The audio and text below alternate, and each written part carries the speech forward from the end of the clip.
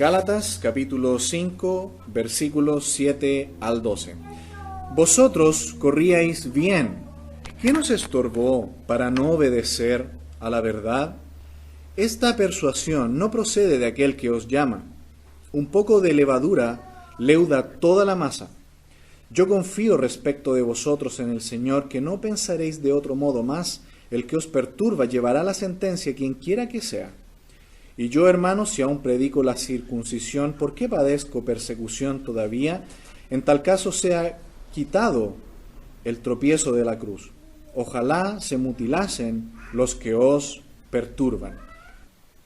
Muy bien, en esta mañana vamos a ver cuál es el fin de los falsos maestros en estos versículos 7 al 12. En primer lugar, vamos a ver en el versículo 7 que los falsos maestros desvían de la carrera a los creyentes. En segundo lugar, versículos 8 y 9, vamos a ver que los falsos maestros persuaden con mentiras a los creyentes.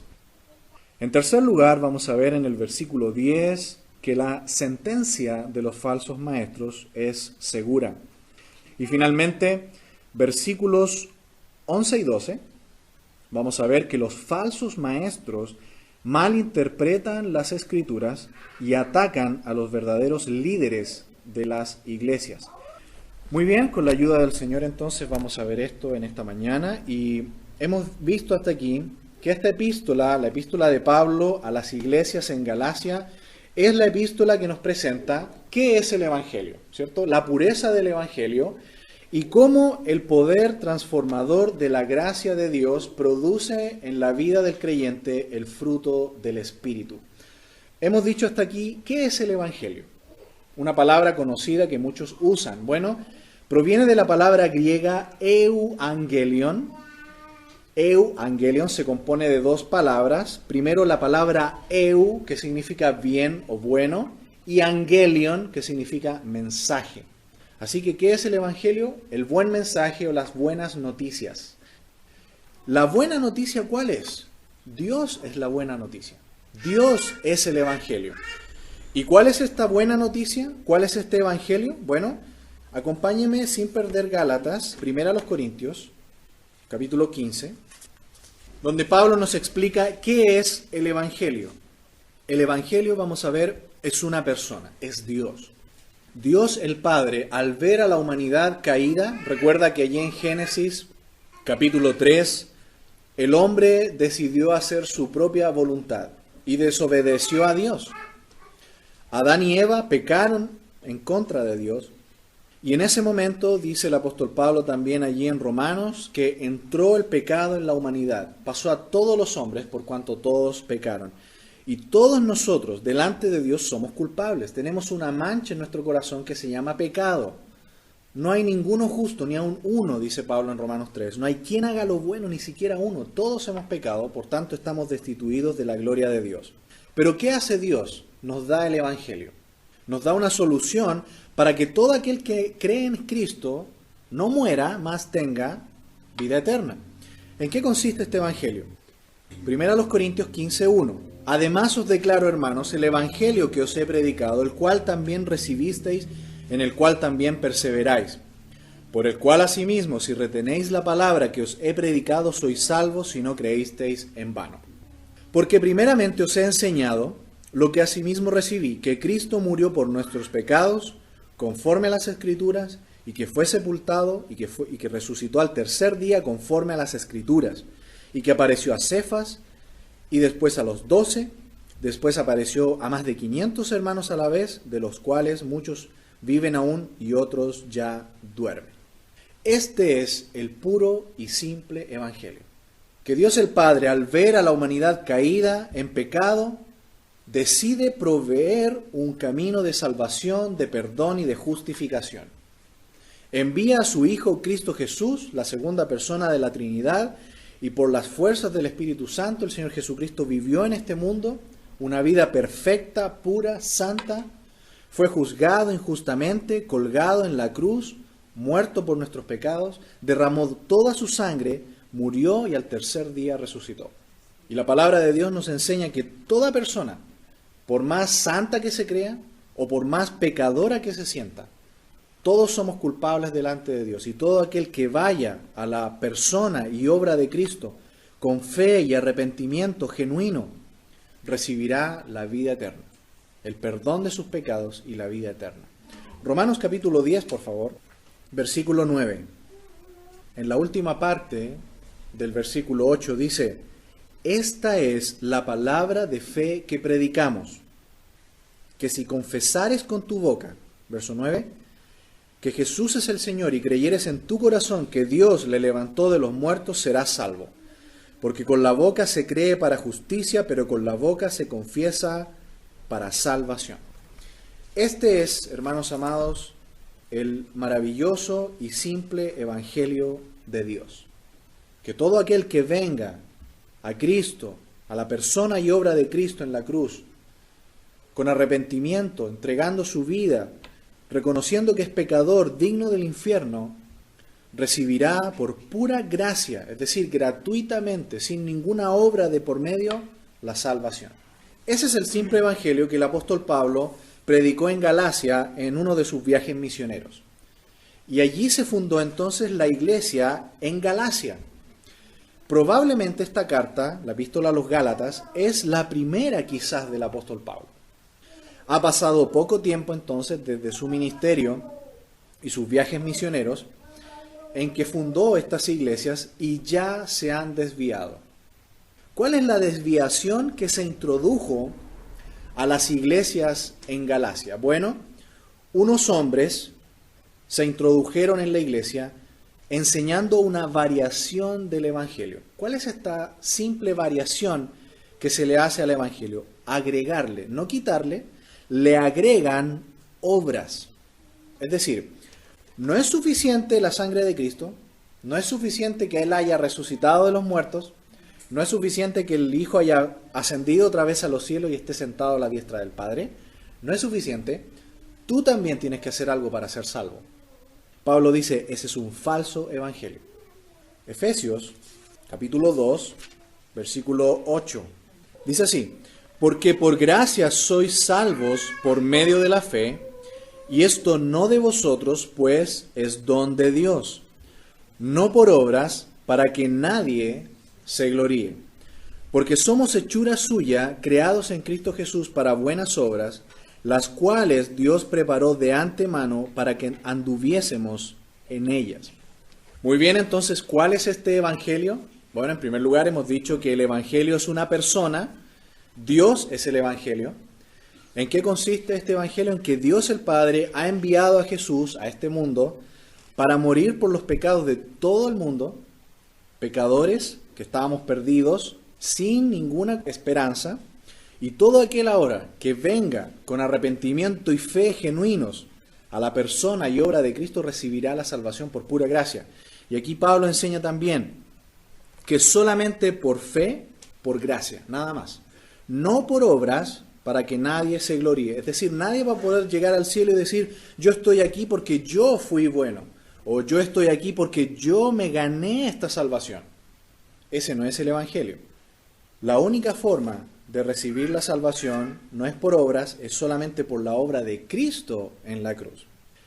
En resumen, Pablo en su enseñanza de la salvación, él dice, el pecador se justifica solo por la fe. Y Santiago dice, las obras justifican a la fe. Porque muchos se han confundido allí, piensan que hay una contradicción entre Pablo y Santiago, ¿no? Porque Santiago dice que la fe sin obras es muerta. Lo que Santiago quiere decir ahí, que empalma perfecto con la doctrina también de Pablo, es que Pablo dice, la salvación, la justificación la recibe un pecador solo por la fe. Y ahora, el que ya ha sido salvo, el que es hijo de Dios, el que ahora es creyente, ¿cómo demuestra que es salvo? Porque tiene una vida acorde a la vida de Cristo. Es decir, las obras ahora justifican a la fe. Somos salvos no por obras, sino que las obras después demuestran que somos hijos de Dios. Así que empalma perfecto con la doctrina que se nos enseña en la epístola a los Efesios.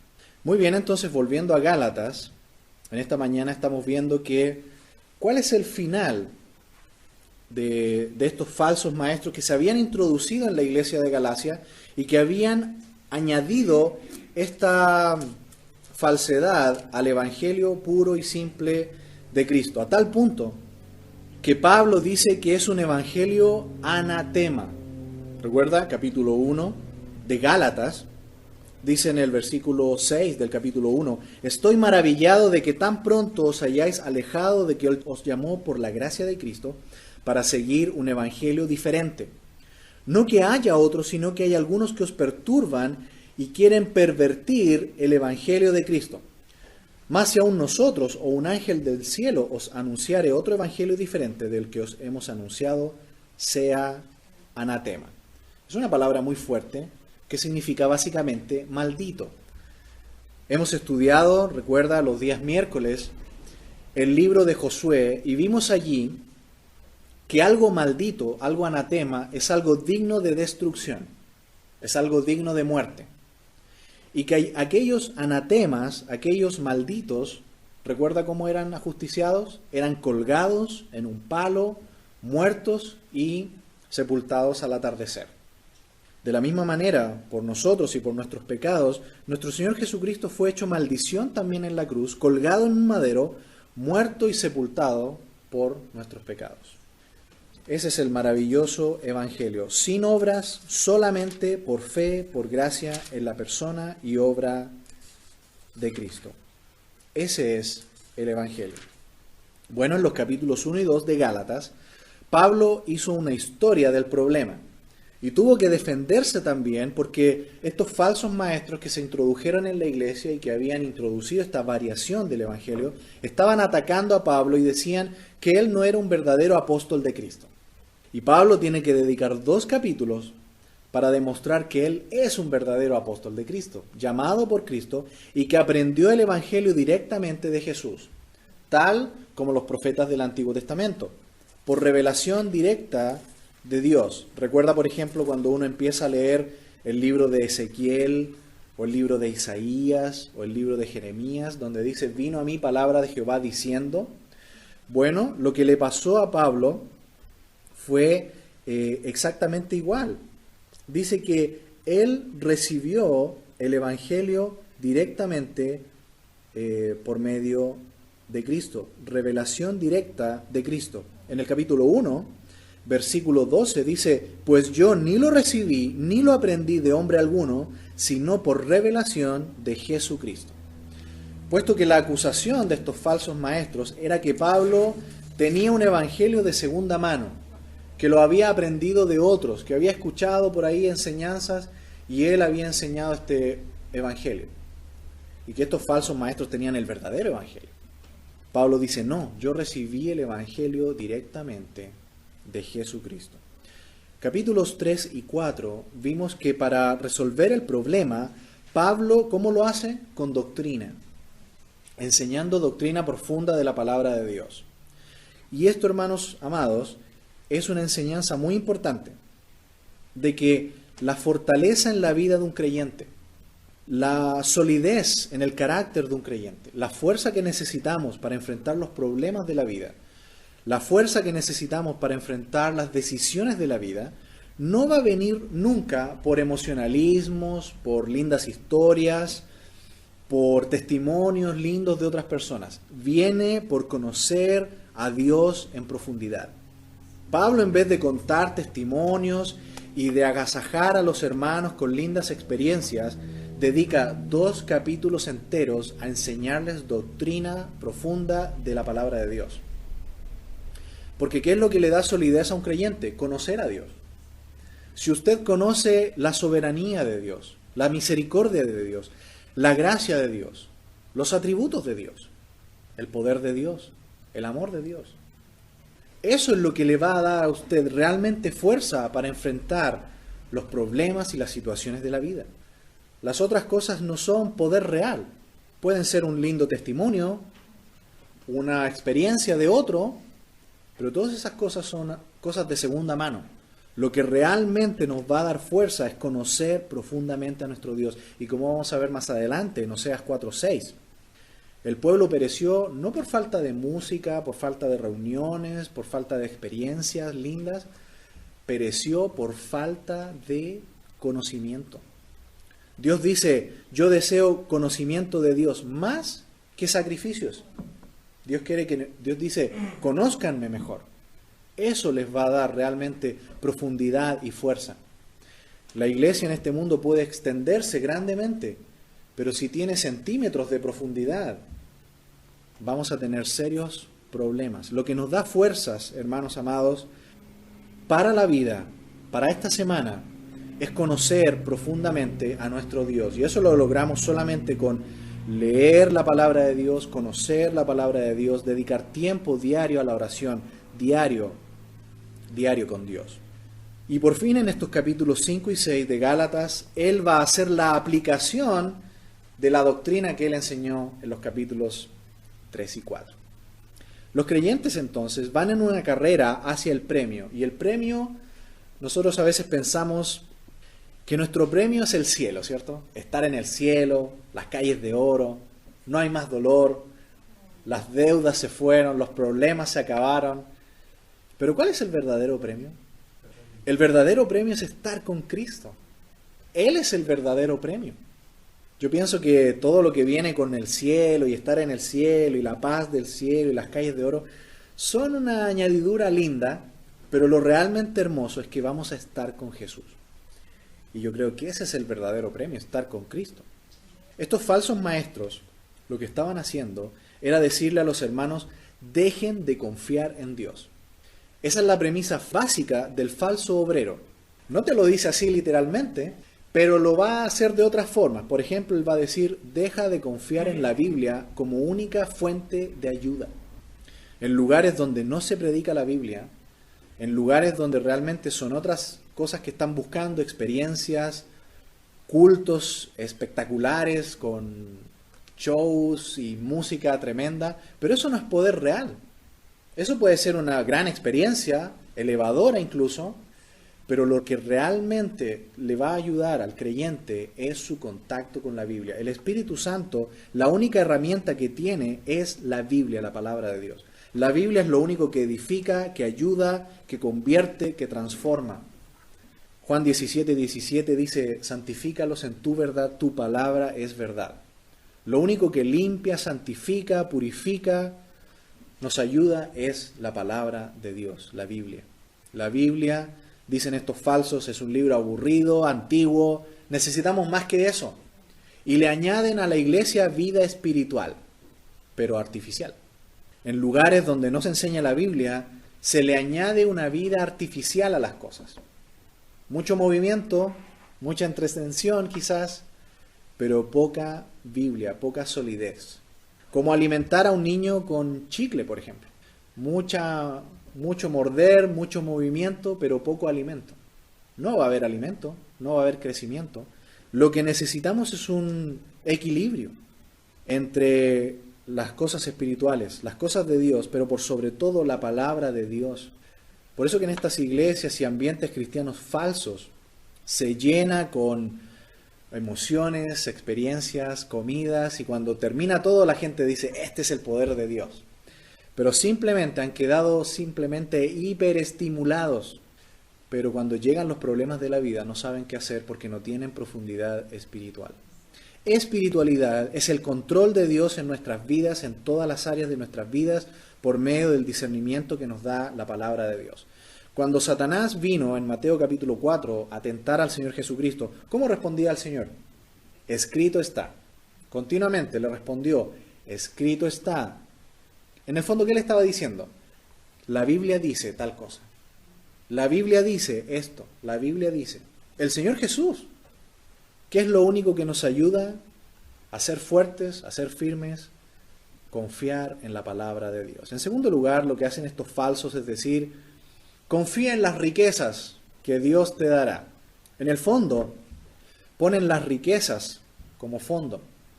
Ponen la mira en las riquezas y no en Dios. ¿Qué dice el escritor de Hebreos en el capítulo 12?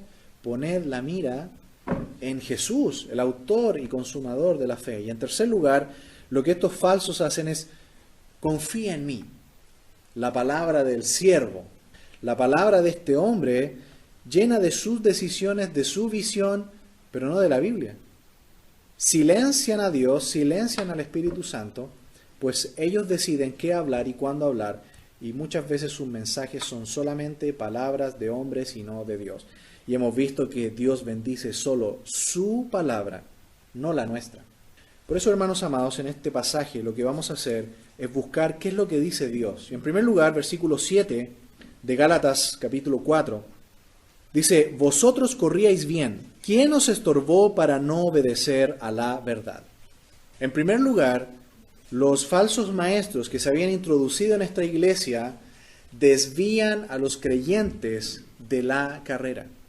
A Pablo le encantaban las ilustraciones y él le gustaban al parecer mucho los Juegos Olímpicos de Grecia de aquel tiempo, porque él varias veces tomaba ilustraciones de los corredores y de los atletas, ¿cierto? Y él aquí toma la imagen del atleta, del corredor. Si usted ha visto las carreras, ve que cada corredor tiene un carril. No es un camino plano que no tiene marcas. Cada corredor tiene un carril. ¿Cuál es la razón de que hay un carril? De que el corredor esté concentrado en su carril, no se mueva ni a un lado ni al otro, porque si usted empuja un poquito al corredor de al lado, ¿qué le va a hacer? Lo hemos visto, ¿cierto? Se desestabilizan y caen y no terminan la carrera, o llegan últimos, o pierden el número 1 y por poco llegan segundos. Pablo dice aquí: ustedes iban corriendo bien, pero estos vinieron y los sacaron de su carril y se han desviado de la carrera. Hebreos capítulo 12, por favor. Hebreos capítulo 12, versículo 1 dice: por tanto nosotros también, teniendo en derredor nuestro tan grande nube de testigos, despojémonos de todo peso y del pecado que nos asedia, y corramos con paciencia la carrera que tenemos por delante, puestos los ojos en Jesús, el autor y consumador de la fe, el cual por el gozo puesto delante de él sufrió la cruz, menospreciando el oprobio, y se sentó a la diestra del trono de Dios. El corredor no va con una mochila pesada, usa el ropaje más liviano posible, una ropa extremadamente simple, liviana. Aún sus zapatillas, ¿cierto?, son de materiales especiales, de modo que pueda correr cortando el viento de la manera más perfecta.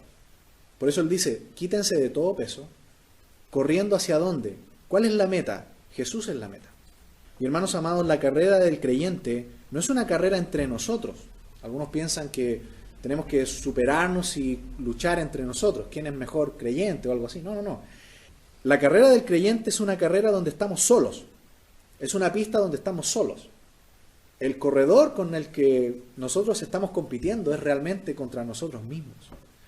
Nuestro enemigo muchas veces terminamos siendo nosotros mismos, que nos llenamos de pesos y cosas, nos desviamos de la carrera, e incluso, como viene aquí Pablo diciendo en los Gálatas, se les meten otros a su carril y los quieren sacar de la carrera. Pablo dice: vuelvan a la carrera.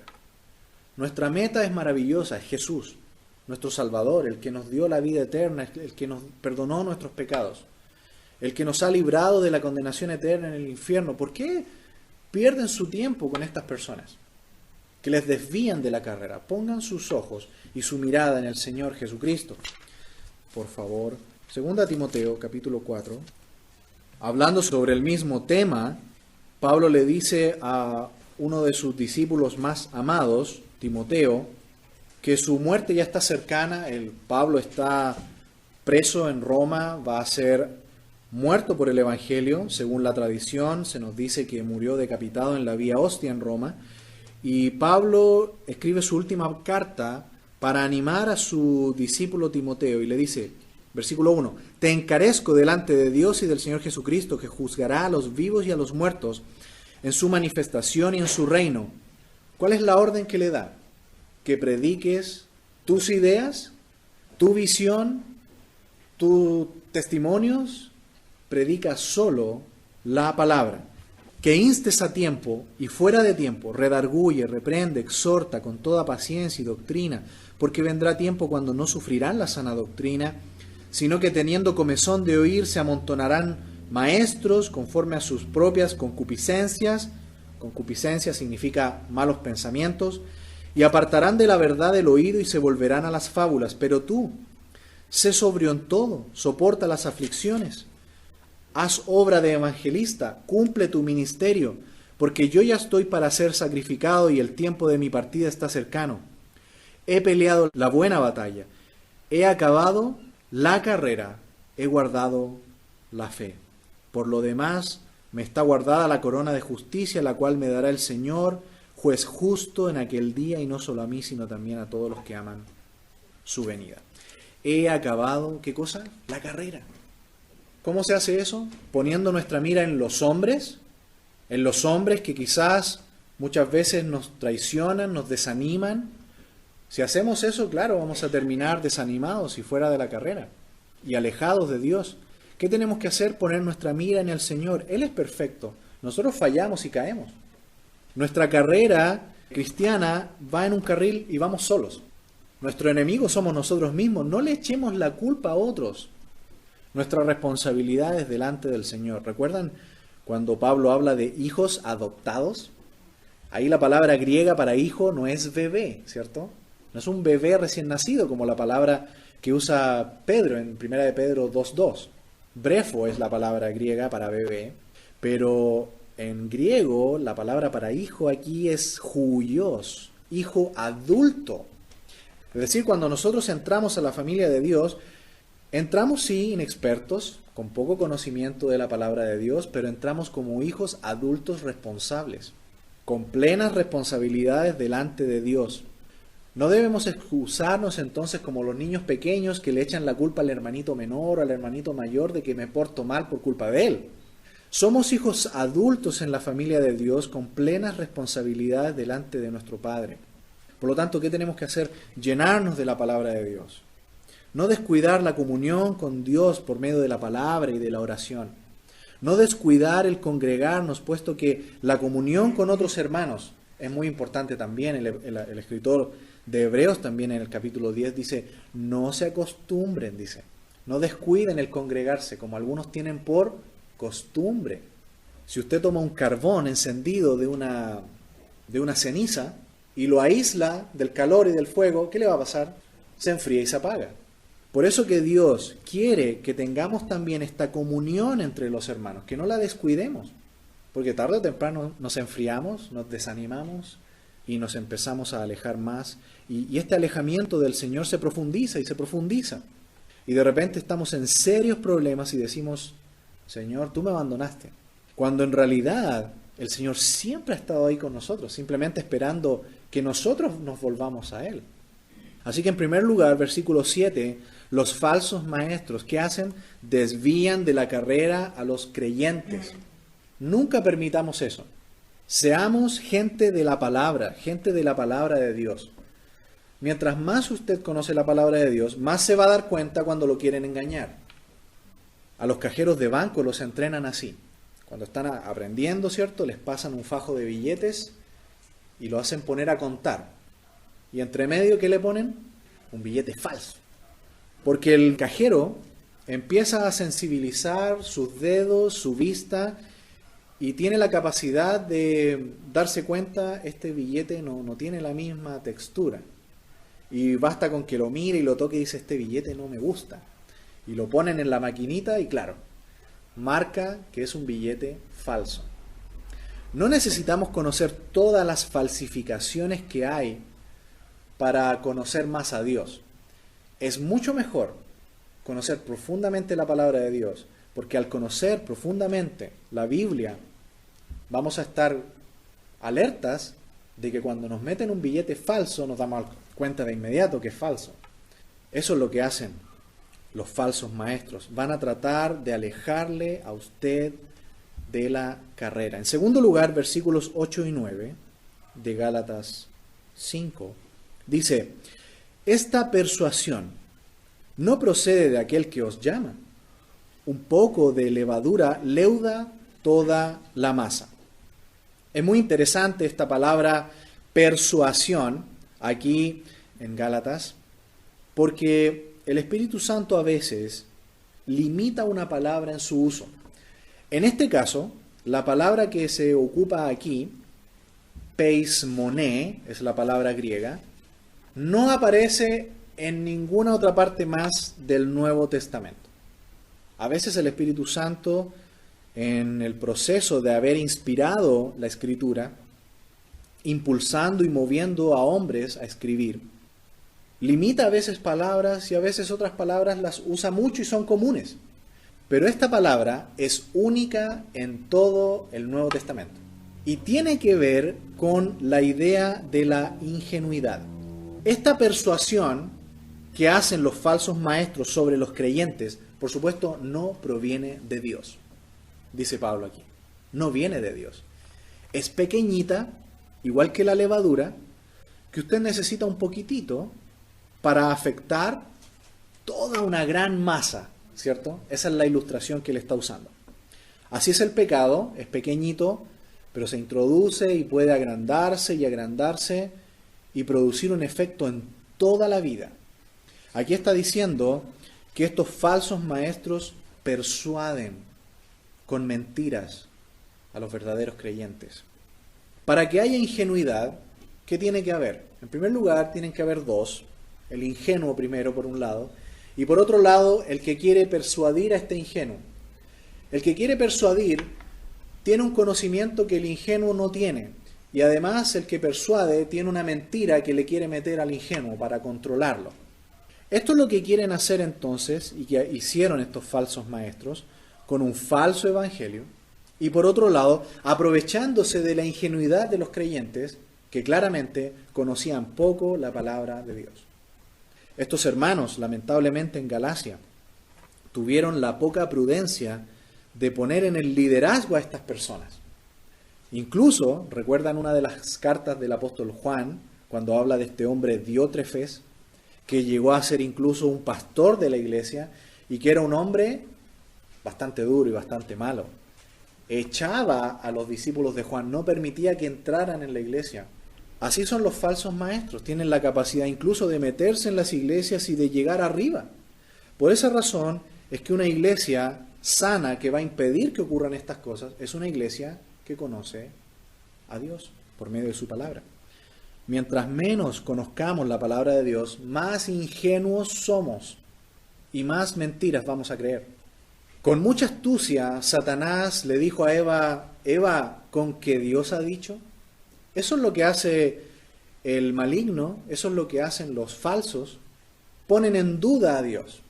Dicen, no, si eso no es tan pecado, como dicen. Y de repente uno está metido en cosas y alejado de Dios. ¿Por qué? Porque hemos creído la mentira, hemos puesto en duda a Dios. Y hermanos amados, nunca pongamos en duda a Dios. Si Dios lo dice, es verdad. Dios le dijo a Adán y Eva, no toquen ese árbol. Créanme, yo los amo, ustedes son mis hijos. ¿Pero qué hizo Adán y Eva? ¿Seremos como Dios? ¿En serio? Tomaron del fruto. Pensaron ellos, nuestro plan y nuestro proyecto es mejor que el proyecto de Dios.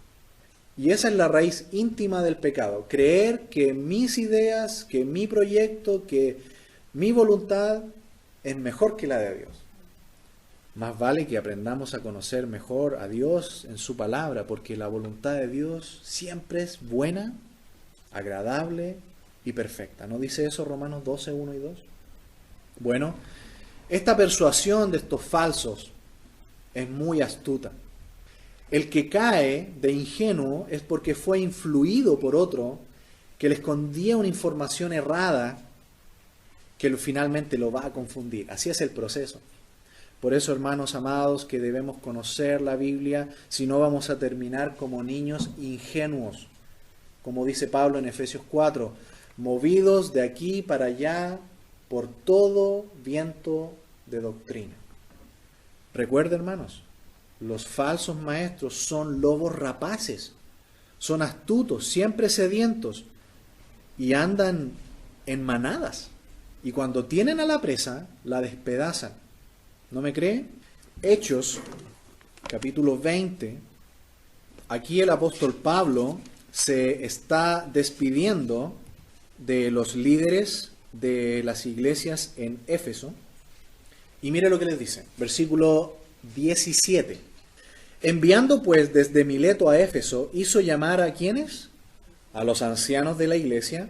Cuando vinieron a él les dijo: vosotros sabéis cómo me he comportado entre vosotros todo el tiempo, desde el primer día que entré en Asia, sirviendo al Señor con toda humildad y con muchas lágrimas y pruebas que me han venido por las acechanzas de los judíos, los judaizantes, los que se introdujeron también en Galacia y que variaron el evangelio, ¿cierto? Y cómo nada que fuese útil he rehuido de anunciaros y enseñaros públicamente y por las casas, testificando a judíos y a gentiles acerca del arrepentimiento para con Dios y de la fe en nuestro Señor Jesucristo. ¿No es eso el evangelio? La fe, ¿cierto? La gracia en Jesucristo, nada más. Sin obras, sin nada, solo eso. Ahora, he aquí, ligado yo en espíritu, voy a Jerusalén sin saber lo que allá me ha de acontecer, salvo que el Espíritu Santo por todas las ciudades me da testimonio diciendo que me esperan prisiones y tribulaciones. Pero de ninguna cosa hago caso ni estimo preciosa mi vida para mí mismo, con tal de que acabe mi carrera con gozo y el ministerio que recibí del Señor Jesús para dar testimonio del Evangelio de la gracia de Dios. Qué contraste tremendo entre un falso maestro y Pablo. Pablo está dispuesto a dar su vida por los hermanos, sabe que si va a tal lugar probablemente va a ser muerto, va a ser encarcelado, pero los falsos maestros, ¿qué quieren hacer? Lucrar de las personas, trasquilar a las ovejas. Y ahora he aquí, yo sé que ninguno de vosotros entre quienes he pasado predicando el reino de Dios verá más mi rostro. Verso 26, por tanto yo os protesto en el día de hoy que estoy limpio de la sangre de todos, porque no he rehuido anunciaros todo el consejo de Dios. Es decir, les he enseñado la Biblia de tapa a tapa. Por tanto, mirad por vosotros y por todo el rebaño en que el Espíritu Santo os ha puesto por obispos para apacentar la iglesia del Señor, la cual él ganó por su propia sangre. Porque yo sé que después de mi partida entrarán en medio de vosotros, ¿quiénes? Lobos rapaces que no perdonarán al rebaño. Y de vosotros mismos se levantarán hombres que hablen cosas perversas para arrastrar tras sí a los discípulos. Por tanto, velad, acordándoos que por 3 años, de noche y de día, no he cesado de amonestar con lágrimas a cada uno. Y ahora, hermanos, os encomiendo a Dios y a la palabra de su gracia, que tiene poder para sobreedificaros y daros herencia con todos los santificados. Ni plata, ni oro, ni vestido de nadie he codiciado. Antes vosotros sabéis que para lo que me ha sido necesario a mí y a los que están conmigo, estas manos me han servido. En todo os he enseñado que trabajando así se debe ayudar a los necesitados y recordar las palabras del Señor Jesús que dijo: más bienaventurado es dar que recibir. Cuando hubo dicho estas cosas, se puso de rodillas y oró con todos ellos. Entonces hubo gran llanto de todos, y echándose al cuello de Pablo le besaban, doliéndose en gran manera por las palabras que dijo de que ya no verían más su rostro, y le acompañaron al barco. Así son estos lobos rapaces, lo dice Pablo. En primer lugar, hemos dicho que desvían a los creyentes de la carrera, de su meta que es Cristo, y los desvían con otras cosas. En segundo lugar, versos 8 y 9, persuaden con mentiras a los creyentes. Por eso que nosotros debemos ser gente de la palabra, de la Biblia, como los hermanos de Berea. ¿Recuerda? Que cuando Pablo fue a Berea y enseñó en la iglesia, los hermanos de Berea, ¿qué hacían? Oh sí, Pablo, todo lo que dices es verdad y lo aceptamos. Aunque era Pablo, los hermanos, ¿qué hacían? Miraban la Biblia para ver si lo que decía Pablo era verdad. Así de fieles deben ser los creyentes al Señor, a su palabra, y no a los hombres. Les comentaba de Oseas, capítulo 4, versículo 6, donde dice el profeta allí en el Antiguo Testamento que el pueblo pereció por falta de ¿qué? De conocimiento. Dios dice: yo quiero más conocimiento de Dios, no sacrificios. ¿En qué debe gloriarse el hombre? En conocerme a mí, dice Dios. Así que los creyentes no perecen por falta de música, por falta de reuniones, por falta de shows especiales. perecen por falta de conocimiento. Obviamente este perecer se refiere a lo que estamos viendo aquí, ¿no? De desviarse, de perder bendiciones, de alejarse de Dios. Hermanos amados, el mejor lugar del mundo es la voluntad de Dios. Fuera de la voluntad de Dios solamente hay pecado, depresión, problemas. Volvamos a la voluntad de Dios, a la palabra de Dios. La vida que Dios ofrece es una vida abundante, dice el Señor Jesucristo. Es una vida no sin problemas, no desprovista de problemas, pero es una vida de gozo. Recuerda el Salmo 16:1, en tu presencia hay plenitud de gozo. El mundo habla de felicidad. Felicidad tiene usted cuando le llega un regalo, lo abre y era lo que usted deseaba, ¿cierto? Pero la felicidad no dura nada. Son como los fuegos artificiales, los fuegos pirotécnicos. Duran un rato, pero después queda puro humo. Dios nos ofrece algo mayor, gozo. Gozo es la presencia de Dios en nuestras vidas, no importa las circunstancias que estemos pasando. Puedo estar postrado en la cama con dolor, pero tengo gozo porque el Señor está conmigo. Puedo estar parado en un funeral llorando, pero tengo gozo porque Dios está conmigo. Puedo estar en serios problemas familiares, pero tengo gozo porque Dios está conmigo y su palabra me va a dar sabiduría para saber qué hacer. La vida del creyente es una vida de gozo y es insuperable. Estar con Dios en su voluntad y guiado por la palabra de Dios es lo mejor que podemos tener. No lo dejemos de lado. En tercer lugar, versículo 10 de Gálatas capítulo 5. Una tercera característica que vemos de lo que va a ser el final de estos falsos maestros es que su sentencia es segura. A menos que se arrepientan y vengan a Cristo, ¿cierto? Pero estas personas tienen una sentencia sobre sí. Aparentemente pueden acarrear multitudes, como vimos allí en 2 de Timoteo 4. Multitudes se rodean a veces alrededor de estos falsos maestros que enseñan un falso evangelio, que lo único que hace es llevar más gente al infierno, porque solamente Jesús es el camino. ¿Lo dijo así Jesús o no? En Juan 14, yo soy la verdad, yo soy el camino, el único camino, la única verdad. Pero todas estas religiones mundiales son no más que sistemas de salvación por obras. En el Islam, por ejemplo, es un sistema de salvación por obras.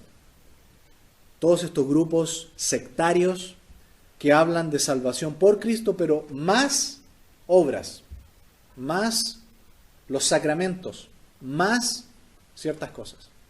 La Biblia dice la salvación es solamente por Cristo y solo Cristo.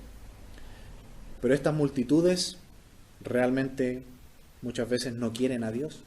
Solamente quieren una religión, quieren satisfacer un deseo temporal, quieren resolver sus problemas temporales y cuando ya los tienen, nomás están esclavizados. Pero la vida cristiana es diferente. Jesús ofrece perdón, salvación, justificación, vida eterna. Esa es lo que realmente ofrece Cristo. Versículo 10. Yo confío respecto de vosotros en el Señor que no pensaréis de otro modo, mas el que os perturba llevará a la sentencia quien quiera que sea. Los falsos maestros pueden estar gozando ahora, llenos de lujos, lucrando de las personas, pero tarde o temprano caerán. Acompáñenme por favor a la epístola de Judas. Por supuesto, este Judas no es el Judas Iscariote, es con gran probabilidad uno de los medio hermanos del Señor Jesucristo. Judas, siervo de Jesucristo, hermano de Jacobo, dice ahí en el versículo 1. Él toca mucho el tema justamente de estos falsos maestros y falsos pastores. Y mire lo que dice el versículo 10. Pero estos blasfeman de cuantas cosas no conocen y en las que por naturaleza conocen, se corrompen como animales irracionales. ¿Qué hacen estos falsos maestros? Blasfeman. Blasfemar es decir cosas en contra de Dios. Y esto es muy peligroso, ¿sabe por qué? La responsabilidad que tiene una persona al pasar a este lugar, abrir la palabra de Dios y compartirla, no es fácil. Es de una responsabilidad enorme. Porque si un predicador dice algo que no está conforme a la Biblia, está de alguna manera diciendo algo en contra de Dios y algo que Dios no dice en su palabra. Así que es un riesgo enorme pararse aquí. Además, también para mí es fácil decirle a usted cómo vivir, si yo mismo no lo hago. Así que, en primer lugar, para alguien que abre la palabra de Dios, que es un maestro, lo que sea, tiene que tener mucho cuidado de no decir cosas en el nombre de Dios que Dios no dice en su palabra. Pero estos de aquí, ¿qué hacen continuamente? Blasfeman, dice. Versículo 11. Ay de ellos. Ay es una especie de oráculo de castigo, de juicio. El contrario a esto sería el Hosana. ¿Recuerda cuando el Señor Jesucristo entró en Jerusalén montado en un pollino? Y se da un oráculo de bendición, Hosana. ¿Recuerda también el del Sermón del Monte? Bienaventurados. Ese es un oráculo de bendición. Pero hay, el que está aquí, hay de ellos, y que aparece también en el libro de Apocalipsis, es un oráculo de juicio. Hay de ellos. Porque han seguido el camino de Caín y se lanzaron, ¿por qué? Por lucro, dice, en el error de Balaam y perecieron en la contradicción de Coré.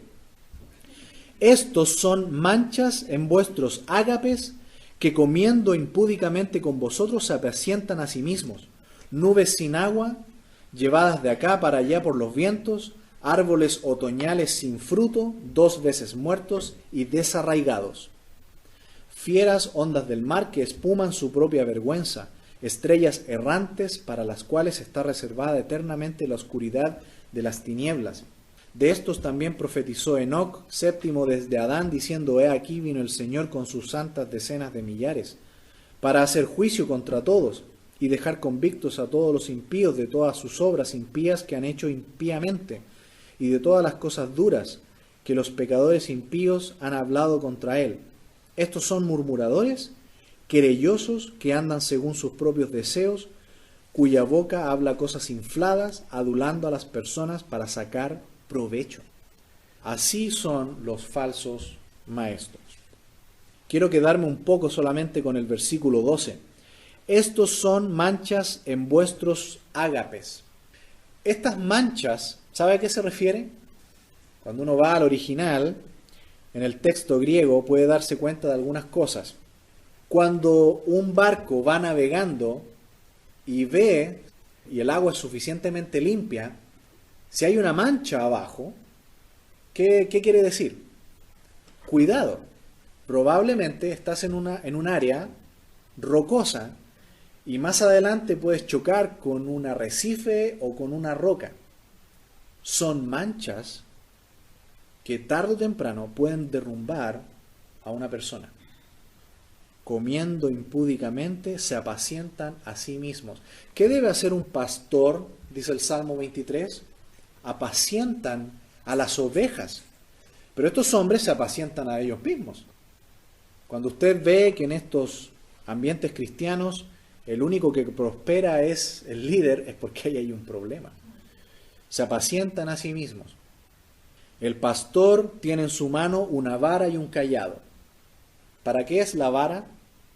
Para pegarle a la oveja, ¿cierto? El pastor nunca le pega a las ovejas. La vara es para pegarle ¿a quién? A los lobos, a los animales que vienen a atacar al rebaño. Y el cayado es esa vara que tiene una curva en la punta, ¿cierto? Para tomar a la oveja y traerla de vuelta, porque a las ovejas les encanta arrancarse del grupo. Y cuando una se arranca, las demás van detrás, ¿cierto? Ese es un verdadero pastor. Cuida y alimenta a las ovejas, pero estos se apacientan a sí mismos. Dice también que son nubes sin agua. El agricultor, cuando está en un periodo de sequía y añora que caiga la lluvia del cielo para su cosecha, para su sembradío, ve un grupo de nubes oscuras y dice, por fin llegó el agua que tanto necesitamos. Pero de repente viene un viento y se van. Son estas nubes que aparentemente vienen cargadas de agua, pero de repente se disipan y se van. Así son estos falsos maestros. Son nubes sin agua. Son personas que aparentan bendición, pero que no traen bendición. Llevadas de acá para allá por los vientos. Árboles otoñales sin fruto, 2 veces muertos y desarraigados. Un árbol otoñal no tiene hojas, sin fruto, 2 veces muertos y desarraigados. Yo pensaba que podía ser, por un lado, un árbol que está podrido, muerto, no puede producir fruto, es estéril, y que lo cortan y lo queman, puesto que la Biblia habla de que las personas que mueran sin Cristo, que hayan rechazado a Cristo toda su vida, mueren, ¿qué les va a pasar? Dice la palabra de Dios. Van a ir a juicio y entran a algo que se llama la muerte segunda. La muerte primera, ¿cuál es? Cuando una persona que rechazó a Cristo toda su vida, no quiso saber nada del Evangelio, le hablaron y no quiso, muere. ¿Y qué le pasa? La muerte primera. En la muerte primera se produce una separación, ¿cierto?, del alma y del cuerpo. Pero cuando esta persona llega al juicio y es juzgado por Dios y va al infierno, se le llama la muerte segunda. En la muerte segunda, ¿qué ocurre? Hay una separación no solamente del cuerpo y del alma, sino que hay una separación de Dios. Y esa es la muerte en toda su expresión, ¿sí? La separación del hombre con Dios. Esa es la muerte, estar separado de Dios. El Señor Jesucristo, cuando estuvo clavado en la cruz, de alguna manera, por usted y por mí, sufrió todo lo que tiene que ver con la muerte e incluso con el infierno. ¿Recuerda cuando el Señor Jesucristo estaba clavado en la cruz y dijo, tengo sed? Ese es un elemento del infierno. Cuando el rico y Lázaro pasan de este mundo y el rico está en el Hades sufriendo en una llama, ¿qué dice? Tengo sed. Necesito que alguien traiga un poco de agua y calme esta sed. La sed allí en la cruz es un elemento del infierno. El Señor Jesucristo también, cuando estaba colgado en la cruz y previo a su muerte, en estas 3 horas de eclipse, de oscuridad en la tierra, en pleno día, eran las 3 de la tarde, el Señor Jesucristo dice, Padre, ¿por qué me has desamparado? Dice, Dios mío, ¿por qué me has desamparado? Es una cita directa del Salmo 22, un salmo mesiánico, donde el Señor Jesucristo por un momento se hizo realidad el gran miedo que él tenía. El Señor Jesucristo no tenía miedo allí en Getsemaní de ser crucificado y del dolor y de los golpes. Lo que realmente el Señor Jesús le tenía miedo era que en un momento la comunión perfecta con el Padre iba a ser rota a causa del pecado. En un momento, de acuerdo a lo que dice Isaías 53, el pecado nuestro fue cargado en él.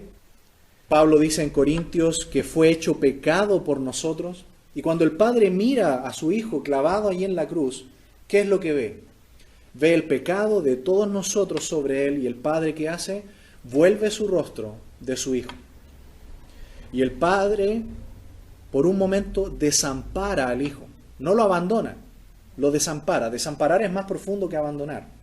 Desamparar significa ver a tu Hijo sufrir, estar al lado de él y no hacer nada. El Señor Jesucristo fue desamparado allí en la cruz por nosotros, no abandonado, desamparado. El Padre le da vuelta el rostro porque ve todo el pecado del mundo sobre él. Y cuando el Padre da vuelta el rostro, mira a la humanidad pecadora que está cubierta con la sangre del Cordero, y ahora aún el más pecador, el más vil de los pecadores puede ser salvado. El Padre vuelve su rostro al Hijo, otra vez con plena complacencia en su Hijo, porque el Hijo ha cumplido totalmente la obra.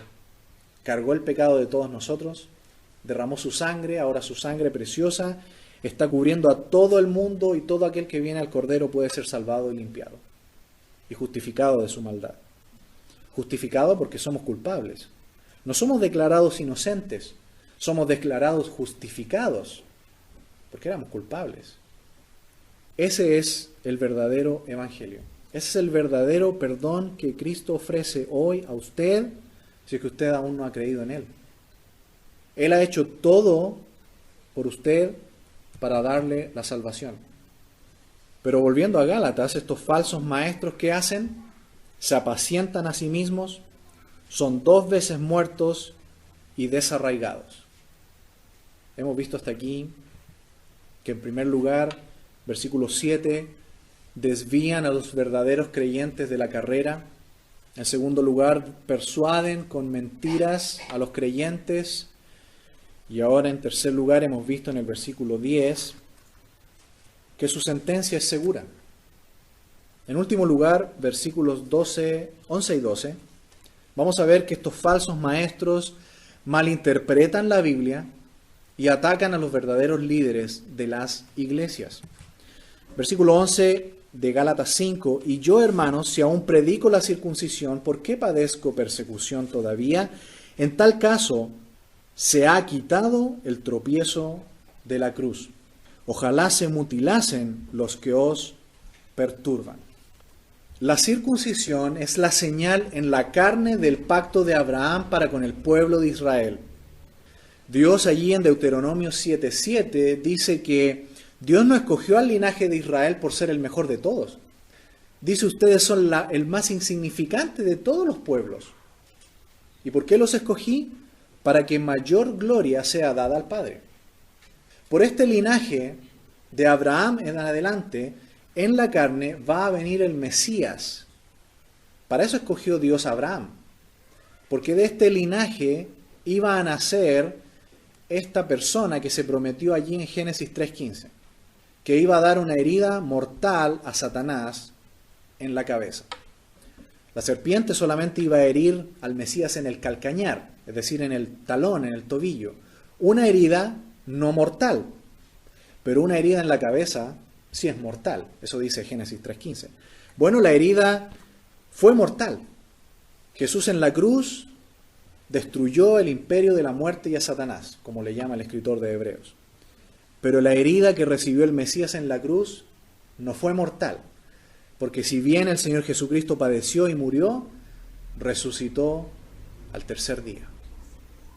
Esta circuncisión simbolizaba eso. Solamente la marca del pacto, pero no es salvación automática.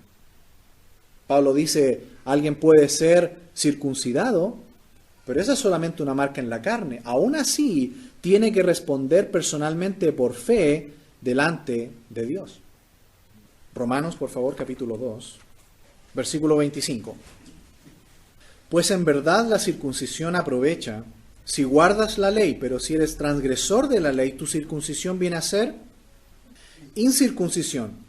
Si pues el incircunciso guardare las ordenanzas de la ley, ¿no será tenida su incircuncisión como circuncisión? Y el que físicamente es incircunciso, pero guarda perfectamente la ley, te condenará a ti, que con la letra de la ley y con la circuncisión eres transgresor de la ley. Pues no es judío el que lo es exteriormente, ni es la circuncisión la que se hace exteriormente en la carne, sino que es judío el que lo es en el interior. Y la circuncisión es la del corazón, en espíritu, no en letra, la alabanza del cual no viene de los hombres, sino de Dios. Así que guardar la ley, circuncisión, obras, todo eso, si no va acompañado por la fe, no es nada delante de Dios. Estos judaizantes decían, para que ustedes puedan ser salvos, tienen que guardar la ley, y sobre todo partiendo con la circuncisión. Pablo les dice, ojalá se mutilasen. Quizás una de las expresiones, quizás la más fuerte de todas las que he leído del apóstol Pablo. Lo que está diciendo allí es: ojalá sean castrados. El pastor Wiersbe, cuando comenta esto, lo toma desde un punto de vista espiritual. Dice, esto lo hacen para que no puedan tener más hijos espirituales de ese tipo, ¿cierto? Le da una interpretación un poco espiritual.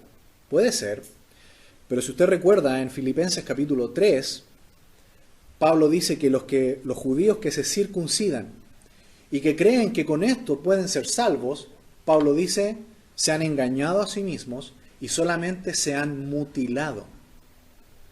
No es una señal de fe, sino acompañada de fe, es solamente una mutilación de la carne. Y aquí Pablo va más profundo y dice, ojalá se mutilasen.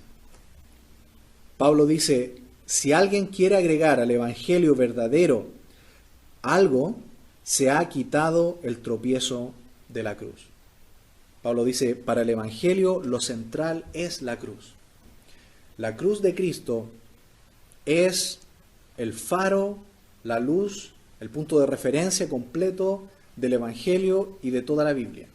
Y si usted le agrega algo a la salvación, le agrega algo al evangelio, se ha quitado el fundamento del evangelio, que es la cruz. Para el mundo, locura.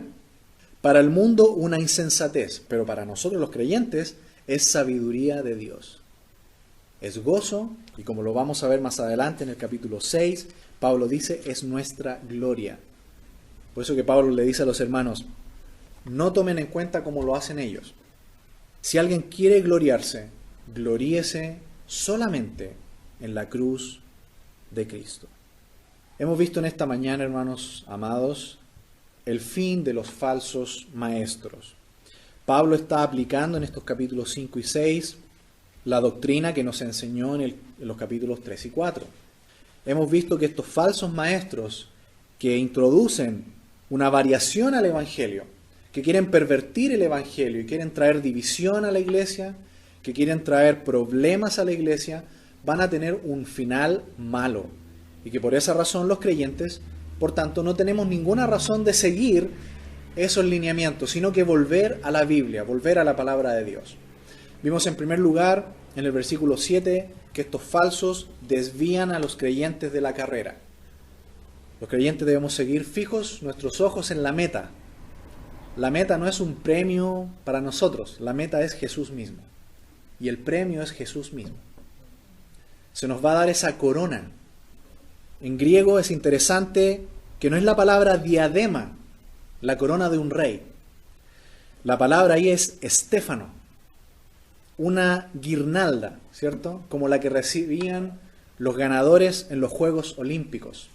Stefanos, de ahí tenemos un nombre, ¿cierto? Esteban, una corona del triunfador. Eso es lo que nosotros debemos enfocarnos, en Cristo. Él es nuestro premio, Él es nuestra corona. En segundo lugar, vimos en los versículos 8 y 9 que los falsos maestros persuaden con mentiras a los verdaderos creyentes. Para poder librarnos de esto, ¿qué necesitamos? Conocer la palabra de Dios. Va a ser la única manera de que no nos atrapen ingenuos en nada. Los creyentes debemos ser conocedores profundos de la palabra de Dios, porque esto demuestra nuestro amor a Dios. El amor a Dios está directamente relacionado proporcionalmente con nuestro amor por la palabra de Dios. Usted ama a Dios, lo demuestra en cuanto dedica su tiempo en la palabra de Dios. Si yo no dedico tiempo a la palabra de Dios, los que amáis a Jehová, aborreced el mal, dice el Salmo 97:10. Si me amáis, dijo el Señor Jesucristo, guardad mis mandamientos. ¿Cómo vamos a conocer los mandamientos de Dios si no conocemos la Biblia? Así que nuestro amor a Dios va directamente relacionado en cuanto usted le dedica a la Biblia. Si no lo estamos haciendo, hermanos amados, corrijamos esto y volvamos a la Biblia.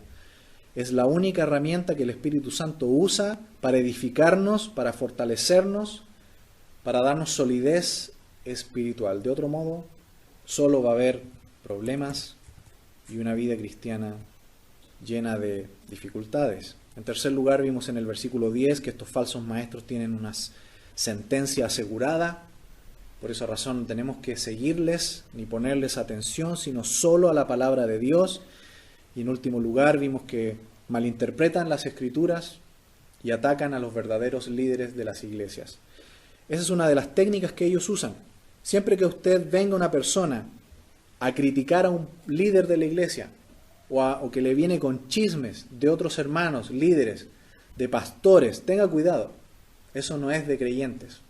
Un verdadero creyente no hace eso y es muy probable que sea una persona que tiene el espíritu de estos, que quieren perturbar a la iglesia, que quieren introducir problemas a la iglesia, división a la iglesia. Como vamos a ver más adelante, una iglesia verdadera, un grupo de creyentes verdaderos, se caracterizan por el fruto del Espíritu, amor, gozo y paz. Que el Señor nos bendiga y nos ayude a volver siempre a la palabra y solo a la palabra de Dios. Oremos.